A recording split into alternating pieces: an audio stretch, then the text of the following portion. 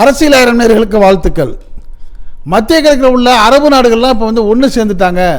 ஒன்று சேர்ந்து இவ்வளோ நாள் நம்ம வந்து அமெரிக்காவுக்கு அடிமையாக இருந்தது போதும், இனிமேல் நம்ம சுயமாக இராணுவத்தை தயார் பண்ணி நம்முடைய காலில் நம்ம நிற்கணுங்கிற ஒரு முடிவுக்கு அவங்க வந்துட்டாங்க. அதனால் இப்போ அமெரிக்கா வந்து அதோடைய அதிகாரத்தை இழந்து பரிதாபமான சூழ்நிலையில் நிற்குது. இந்த நிலையில் தான் ஈரான்கிட்ட வம்புக்கு போன அமெரிக்காவுக்கும் இஸ்ரேலுக்கும் மரண பயத்தை ஈரான் காமிச்சிருக்கிறாங்க. அரண்டு போய் இருக்கிற இந்த இஸ்ரேல் அமெரிக்கா இராணுவங்களோட மட்டும் இல்லாமல் உலக நாடுகளுமே இந்த போருடைய நிலை என்ன ஆகுங்கிற ஒரு விரக்தியில் உலக நாடுகளே அரண்டு போயிருக்காங்க. இப்படி பல சம்பவங்களுக்கு இடையில் இப்போ கரண்டாக இந்த நிமிடம் உள்ள அமெரிக்கா இஸ்ரேலுடைய நிலை என்ன, ஈரானுடைய நிலை என்ன, இந்த போரில் என்ன நடந்துச்சு, என்ன நடந்துக்கிட்டு இருக்கு, இனி என்ன நடக்க போகுதுங்கிற சில சரியான 100% உண்மையான தகவல்களை தெரிஞ்சுக்கிறதுக்கு வாங்க இப்போ நம்ம வீடியோக்குள்ளே போவோம். ஈரான் இஸ்ரேல் அமெரிக்கா போரில் இன்னைய நிலை என்னங்கிறத தெரிஞ்சுக்கிறதுக்கு முன்னாடி எந்த விதமான முகாந்திரமும் இல்லாமல் ஈரானுடைய உச்சபட்ச தலைவரை இந்த இஸ்ரேல் அமெரிக்கா உயிர் வாங்கினது தான் முக்கியமான பிரதான காரணமாக இருக்குது. இதுக்கு கொஞ்சம் கூட தங்களால் அமைதி அடைய முடியாத ஈரான் வந்து முடிஞ்ச வரை அடித்து பார்த்துருவோம், என்ன வந்தாலும் சரிங்கிற ஒரு நிலைக்கு இறங்கின பிறகு தான் இப்போ அமெரிக்கா இதை தாக்கு பிடிக்க முடியாமல் தடுமாறுது.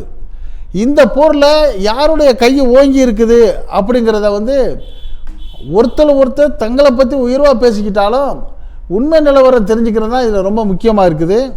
அந்த வகையில் சர்வதேச ஆய்வாளர்கள் கருத்து, அதோட அமெரிக்காவுடைய CIA உளவுத்துறை, ட்ரம்புடைய முன்னாள் அட்வைசருங்க, இப்படி உள்ள இன்டர்நேஷ்னல் எக்ஸ்பர்ட்லாம் என்ன சொல்கிறாங்கன்னா, இப்போ வந்து அமெரிக்காவுடைய கை வந்து கொஞ்சம் தாழ்ந்து இருக்குது, அமெரிக்கா வந்து ஈரானிடம் சிக்கி மாட்டிக்கொண்டது அப்படிங்கிற ஒரு தகவலை வந்து சொல்லியிருக்காங்க. மிகப்பெரிய இராணுவ பலம் இருக்குன்னு சொல்கிற அமெரிக்கா ஈரான்கிட்ட எப்படி சிக்கி மாட்டிக்கிட்டுருச்சு அப்படிங்கிறதுக்கு இப்படி மாட்டி விட்ட முக்கியமான ஆள் வந்து இஸ்ரேலுடைய நெத்தன்யாகு தான். எந்த விதமான ஆலோசனையும் இல்லாமல் செனட்டையோ அமெரிக்கா காங்கிரஸ்டையோ ஆலோசனை பெறாமல் தன்னிச்சையாக இந்த போரை அமெரிக்கா நடத்துனதுக்கு காரணம் வந்து நெத்தன்யாகு கொடுத்த சாவியை அப்படியே அவர் ஏற்றுக்கிட்டார். அவர் சொன்னதையெல்லாம் கேட்டுட்டு அவசரப்பட்டு ஏதோ ஒரு அடி அடித்தோம்னா 4 நாளில் ஈரான் காலியாக போயிடும், அந்த ஈரானை நம்ம கைப்பற்றி ஈராக்கில் எப்படி நம்ம ஒரு போலியான ஒரு அரசாங்கத்தை ஏற்படுத்தணுமோ அது மாதிரி ஒரு அரசாங்கத்தை ஏற்படுத்தி ஈரானுடைய எண்ணெய் வளங்களையெல்லாம் நம்ம அபகரிச்சிடலான்னு அமெரிக்கா போட்ட திட்டம் இப்போ நாசமாக போச்சு, தவிடுபடி ஆயிடுச்சு. அமெரிக்காவில் இருந்த ஏர் டிஃபென்ஸ் சிஸ்டம் இருக்குது பார்த்தீங்களா, இது வந்து டெர்மினல் ஹை ஆக்டிவ் ஏரியா டிஃபென்ஸ்னு சொல்கிறாங்க, தாட்ன்னு இதுக்கு ஒரு சுருக்க பேர். இந்த தாட் எப்படின்னா மிக மிக மிக உயரத்திலேருந்து வரக்கூடிய அந்த ஏவுகணைகளை வந்து எதிர்த்து தாக்கக்கூடியது. இந்த தாட் வந்து 7 உருப்படி வந்து அமெரிக்காட்ட இருந்திருக்குது.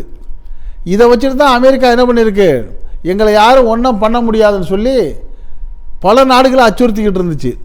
அப்படி இருந்த இந்த தாட் 7ல் 4 வந்து ஈரான் தாக்கி அழிச்சிருச்சு அப்படிங்கிற செய்தி தான் இப்போ ஒரு நம்பகமான செய்தியாக ஆதாரப்பூர்வமாக வெளியே வருது. அடுத்து வந்து ரேடார் சிஸ்டத்தில் 11 ரேடார் சிஸ்டம் இருந்திருக்கு அமெரிக்காட்ட. இந்த 11 ரேடார் சிஸ்டத்தையும் ஈரான் அடித்து நொறுக்கியிருக்கு. இப்போ ஒன்று கூட அவங்க கையில் இல்லைங்கிறது ஒரு தகவல்.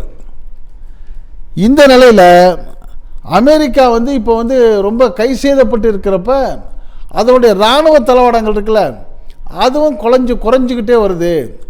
இன்னும் ஒரு 3-4 நாளைக்கு தான் நம்மள்கிட்ட வந்து இராணுவ தளவாடங்களே இருக்கும் அப்படிங்கிற மாதிரி பென்டகன் வந்து ஒரு அதிர்ச்சியான அறிவிப்பை வந்து ட்ரம்ப்கிட்ட சொல்லியிருக்குது. இப்படி இருக்கிற சூழ்நிலையில் இவர் எங்கேயோ வாரக்கணக்கில் 4 வாரம்லாம் போர் நடத்துறதுக்கு வாய்ப்பே இல்லை. காரணம் வந்து ஈரான் வந்து 20 வருஷங்களுக்கு முன்னாலேயே பாலைவனத்தில் 100-200 அடிகளுக்கு கீழே மிகப்பெரிய ஒரு நகரத்தை உருவாக்கி அந்த நகரம் முழுக்க கிட்டங்கி, அதாவது ஆயுத கிடங்கா வச்சுருக்கிறாங்க.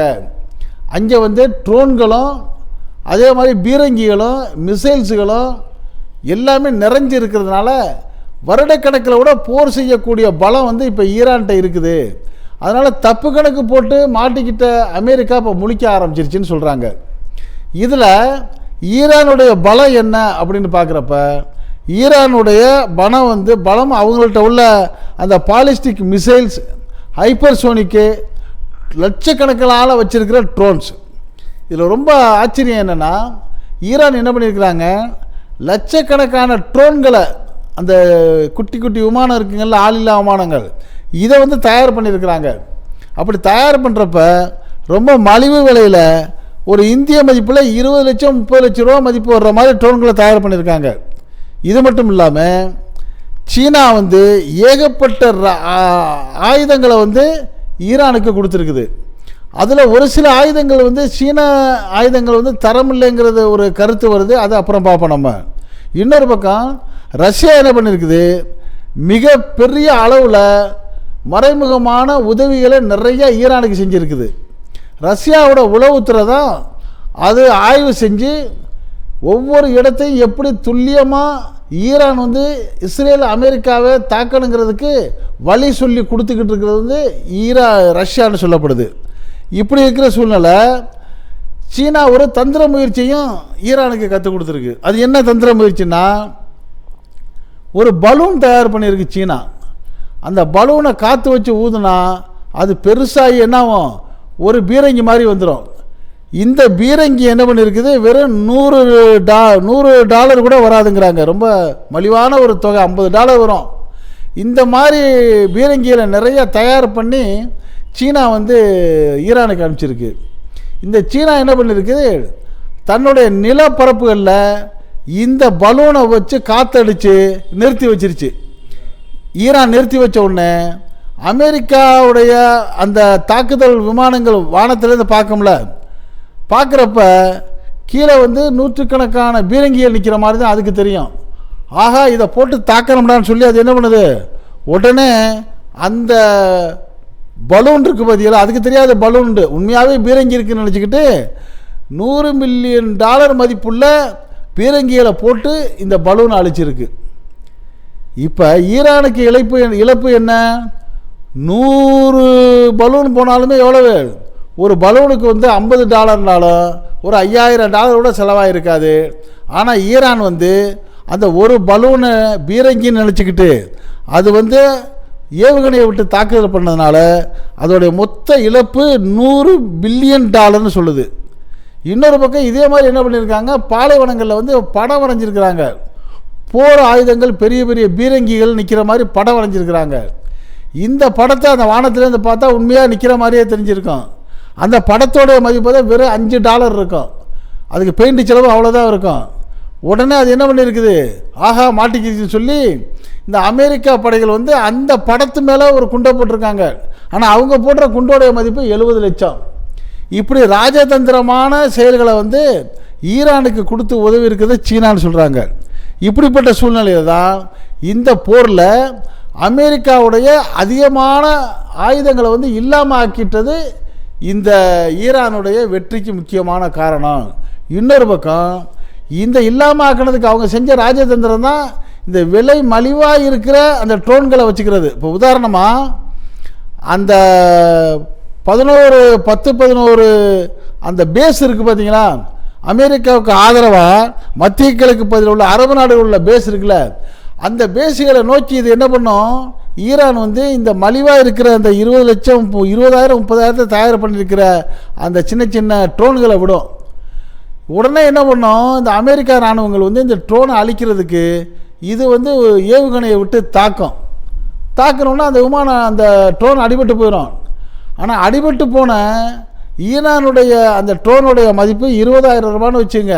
அதை அழிக்கிறதுக்கு அமெரிக்கா அனுப்பிச்ச அந்த ஏவுகணை, தாக்கி அழிக்கிற ஏவுகணை இருக்குது பார்த்தீங்களா, அதோடைய மதிப்பு லட்சக்கணக்கில். இப்படி போனதில் தான் மிகப்பெரிய நாசம் அந்த அமெரிக்கா இராணுவத்துக்கு ஏற்பட்டிருக்கு. அது ஒரு ட்ரோனை அழிக்கிறதுக்கு அது 10 ட்ரோன் 20 ட்ரோன் விடுறாங்கன்னு வச்சுங்க. இவங்க 20 மிசைல்ஸை 20 ஏவுகணையை விட்டால் என்ன ஆகும், இப்படி தன்னுடைய ஆயுத பலத்தை இழந்து பொருளாதாரத்தை இழந்து நிற்கிற இந்த அமெரிக்கா இடையில ஒரு வாய்ச்சவடால் விட்டு பார்த்துச்சு. சரி நம்ம மன்னிச்சிடுவோம், நீங்கள் மன்னிப்பு கேட்டு வாங்க, நம்ம பேச்சுவார்த்தை பண்ணிக்கலான்னு ஒரு வார்த்தையை ட்ரம்ப் விட்டார்.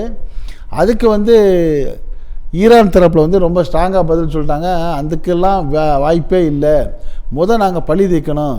எங்களுடைய உச்சபட்ச தலைவரை எக்காரணம் இல்லாமல் நீங்கள் உயிர் வாங்கியிருக்கீங்க, பழி பண்ணிட்டீங்க.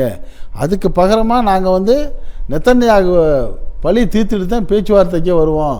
ஆரம்பித்தது தான் போகிறேன், நீங்கள் ஆரம்பிச்சிங்க, முடிக்கிறது எங்கள் கையில் தான் இருக்குன்னு சொல்லி உறுதியாக நிற்கிறாங்க. இப்படிப்பட்ட சூழ்நிலையில் தான் இந்த ஈரான் தரப்பில் இருந்து இந்த மசூத் பெசஸ்கியான்கிறவர் வந்து ஏற்கனவே ஒரு அறிவிப்பு கொடுக்குறாரு. என்ன சொல்கிறாரு, நாங்கள் வந்து இந்த மத்திய கிழக்கில் உள்ள நாடுகளை, அரபு நாடுகளை தாக்கணுங்கிறது எங்கள் நோக்கம் இல்லை. அப்படி நாங்கள் தாக்கினதுக்கே எங்களை மன்னிச்சுக்குங்க, உங்கள் மேலே தாக்குதல் நடத்துங்கிற எங்கள் நோக்கம் இல்லை. உங்கள் இடத்துல இருக்கிற அந்த அமெரிக்க இராணுவ தளங்களை தான் நாங்கள் தாக்குறோம், வேறு வழி இல்லை எங்களுக்கு அப்படின்னு ஒரு அறிவிப்பு கொடுத்தாரு. இப்படிப்பட்ட அறிவிப்பு கொடுத்தாங்கட்ட 2 நாளில் என்ன பண்ணுறாரு, குவைத்தில் வந்து ஒரு விமான தளத்தை தாக்குறாங்க. உடனே வந்து அந்த குவைத்து துபாய் விமான தளத்தை தாக்கணும்னா துபாய் விமான தரப்பில் உள்ளவங்க சொல்கிறாங்க, தாக்க மாட்டேன்னு மன்னிப்பு கேட்டுட்டு இப்போ தாக்குறீங்களேங்கிறப்ப அவர் என்ன விளக்க சொல்கிறாரு, நாங்கள் வந்து அமெரிக்காவுடைய இராணுவ தளங்களை தாக்குவோம். இப்படி இருக்கிற சூழ்நிலையில் நீங்கள் வந்து துபாயிலேருந்து நீங்கள் விமான போக்குவரத்தை வந்து இயக்கிறதுக்கான முயற்சியில் இருக்கிறீங்க. அது எங்களுடைய எதிரிகளுக்கு நிறையா வாய்ப்புகளை கொடுக்குற மாதிரி சூழ்நிலை உருவாகும். அப்போ வேறு வழி இல்லை, அதை நாங்கள் முடக்கணும்னா அந்த விமானத்தளத்தை தாக்கித்தான் ஆகணுங்கிற சூழ்நிலை எங்களுக்கு வந்துருச்சுங்கிற ஒரு அறிவிக்கையை வந்து ஈரான் கொடுத்துருக்கு. இப்படி அவர் கொடுத்ததோடு மட்டும் இல்லாமல் எந்த வழியிலையும் நாங்கள் வந்து இந்த மத்திய கிழக்கில் உள்ள இஸ்லாமிய நாடுகளுக்கோ அங்கே உள்ள மக்களுக்கோ எதிரி இல்லை.